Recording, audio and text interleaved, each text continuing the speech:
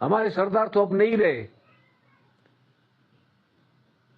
سردار وہی 3 تھے، جیسے بھی تھے، اچھے تھے یا برے تھے، جنہوں نے بلوچ نیشنلزم کو اٹھایا اور ان کے حقوق کی آواز اٹھائی، آزادی کی بات کی. باقی سردار تو سب بکے ہوئے مال ہیں، جہاں چاہو ان کو خرید سکتے ہو، بیچ سکتے ہو. ان کا کوئی اپنا ول تو نہیں ہے. یہ تو دوسروں کے کہنے پر اٹھتے ہیں، بیٹھتے ہیں، لیٹتے ہیں، سوتے ہیں. مجھے ان نوجوانوں کو میں ایک میسج دینا چاہتا ہوں جو آج اسلام آباد میں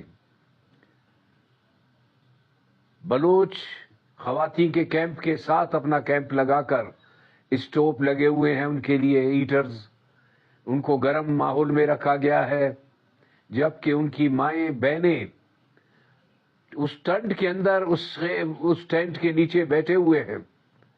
ان کو جو تکلیف ہو رہی ہے ان کو احساس نہیں ہوتا.